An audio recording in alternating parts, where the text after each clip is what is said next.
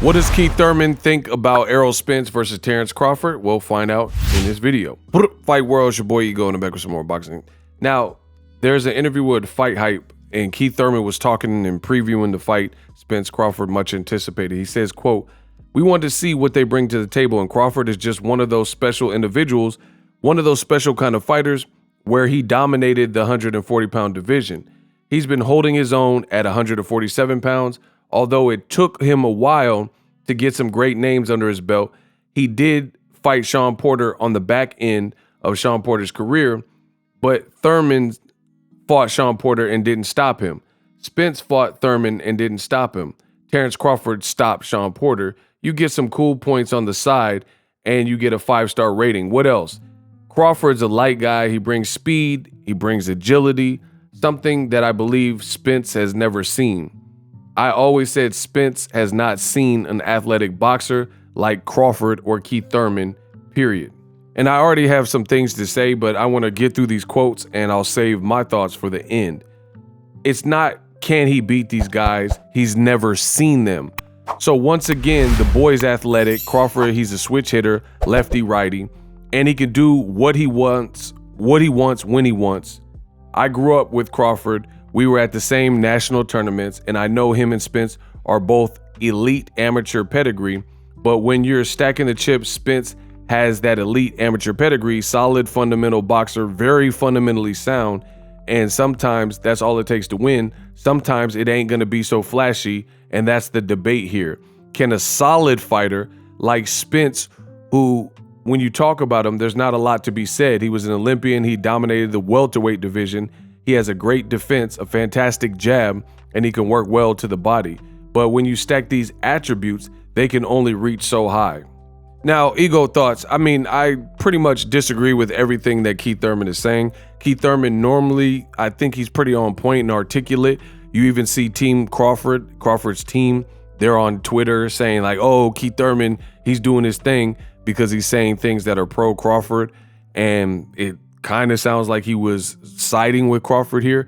The reason why I disagree with much of what he was saying is this. So he says Crawford's dynamic, gifted, special, flashy, speed, agility, athletic, yada, yada, yada, right? I get that. And I don't disagree. I think Crawford is those things, you know? But how are you going to say that somebody else, the opponent, is fundamentally sound with a great jab? Doesn't a great jab help to neutralize speed and athleticism? I mean, are we watching two types of different boxing and your boy Ego is on his own planet? Because I could have swore I've seen guys that were great counterpunchers, guys that were quote unquote basic with basic fundamentals and skills, some durability, can stand the ground when they want, can box when they want. Guys like Juan Manuel Marquez versus Manny Pacquiao. I mean, from the eye test, Pacquiao is way faster. He's way more dynamic. I think he was even taller than Marquez, and he got knocked out brutally when he fought in the fourth fight. Even the third fight, I thought Juan Manuel Marquez won that fight. First two fights, pretty close. Even the first fight, Marquez got dropped like 3 times in the first round and warred back to fight to a draw. Antonio Tarver versus Roy Jones Jr., another fight that comes to mind where Antonio Tarver, the way he fought, he's an Olympian, just like Errol Spence, from the same kind of class as Zab Judas and the Floyd Mayweathers. And Roy Jones was this dynamic, flashy, speedier guy, and he looked far more like freakish, like freak of nature, right? And all that athleticism gave Roy Jones a super tough first fight, and then he was knocked out in the second fight. So it's a bit wild to me for Keith Thurman to observe Crawford's like strong suits, like athleticism and stuff like that, and then observe that Errol Spence attributes are he's fundamentally put together, defense, offense, body, head, and great jab, and then act as if, you know, there's no one way that wins all fights. Sometimes a guy who's athletic struggles with the guy who's fundamentally sound. Sometimes, you know, there's a smorgasbord of different outcomes depending on each individual matchup. But to make it sound like almost like Errol Spence has a little chance and, You know, sometimes those attributes of fundamentals only reach so high. I mean, I definitely got to disagree with that. The other thing that Keith Thurman said that didn't really make sense to me, he's admitting that Shawn Porter was on the, quote, back half of his career.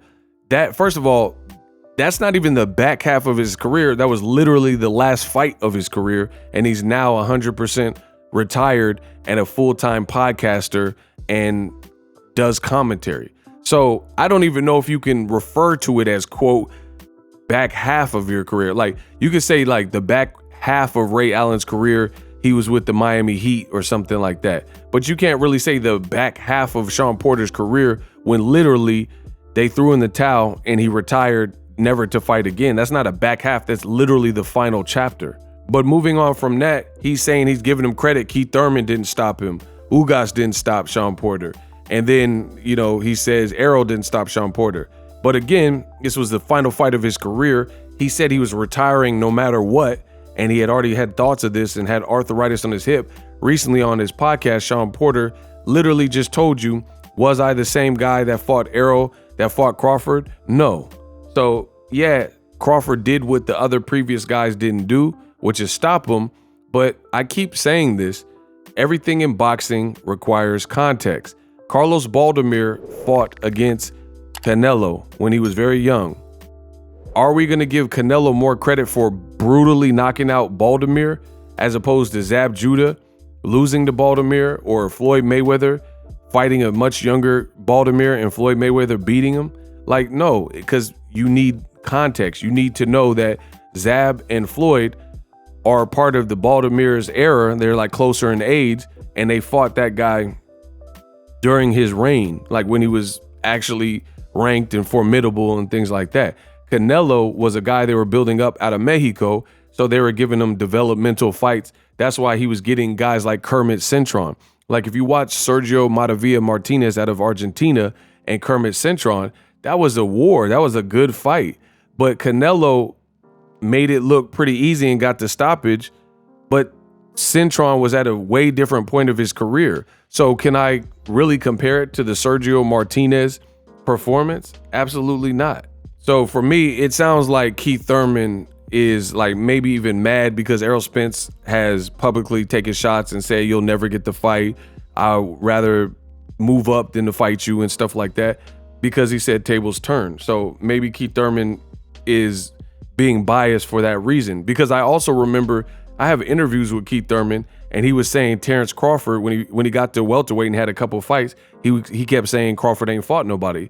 Now he's impressed with Terrence Crawford so much, and really not much has changed. He fought back half, you know, if that's what he's going to refer to it as, Shawn Porter in his final fight, and basically Kell Brook in his final fight. The only person Kell Brook fought before retiring was actually Amir Khan, someone who was considered equally washed, and it was just, I guess, a UK grudge match, so they just had it many years after his expiration date. And guys like David Avanesian. So if you felt a type of way about Crawford's resume before when he first got to welterweight, it hasn't really improved, you know? So I don't see why all of a sudden it would be something different now, but to each his own. It sounds like Keith Thurman might have some animosity because he didn't get the Errol Spence look. And now I understand why Errol Spence didn't give him the look, because he was chasing that fight and Keith Thurman was not trying to fight him. And Keith Thurman was saying, oh, Errol needs to get a belt. And then now all of a sudden he's giving this commentary. It sounds insanely biased. Again, he's saying Errol Spence has never seen athleticism. So you acknowledge they both have a deep amateur pedigree. One guy went to the Olympics, Errol Spence, but he hasn't seen an athletic style, really? So he just made it to the Olympics by fighting all brawlers, all non-athletic, uncoordinated people. And what about like him sparring with Floyd Mayweather? Is Floyd not athletic? He gave Floyd a black eye, and I heard there was a war for sparring. So I mean, it's like, I don't understand what people are saying regarding this fight. I truly cannot wait for July 29th. Amazing fight. We'll see what it is and what it ain't, but a lot of this stuff doesn't make sense to me. I mean, Floyd Mayweather, he sparred with him, even though that wasn't under the bright lights and sparring is sparring, I get it. But to say the man has never seen an athletic style, and we know Floyd is one of the best fighters ever, and he's freakishly athletic and highly disciplined, then it just sounds crazy for Keith Thurman to say he's never fought anyone athletic.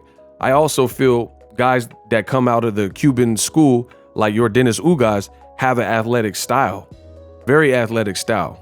You know, I don't see Ugas like this robotic, stiff guy. He's like very fluid with his shots and things like that. He can box, he can fight, he can, you know what I mean? He looked bigger than Errol Spence. I mean, Keith Thurman completely missed the mark in this interview to me with what he was saying, you know? And then finally, as far as the switch hitting, I'll probably make a separate video about that.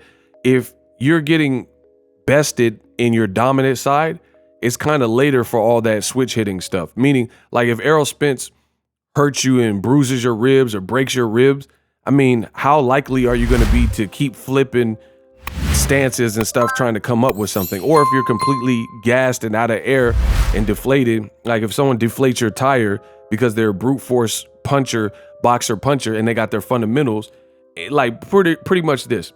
If Crawford is losing in his dominant side, which is southpaw, then I don't think Crawford is talented enough as only a orthodox fighter to get the job done. So he would be in trouble. And I think the whole switch hitting alarms right-handers more than it will bother a fundamentally sound, bigger guy with a great reach, great ring IQ, power, southpaw, like Errol Spence. So if you're fighting Thierry Jean and then you switch to left-hander, that's going to throw him off because a lot of guys have problems with southpaws. But the southpaw and southpaw matchup is going to be something to watch here. So I completely disagree with most of what Keith Thurman said in his breakdown. Let me know how I did in this video and what you think, and I'm out.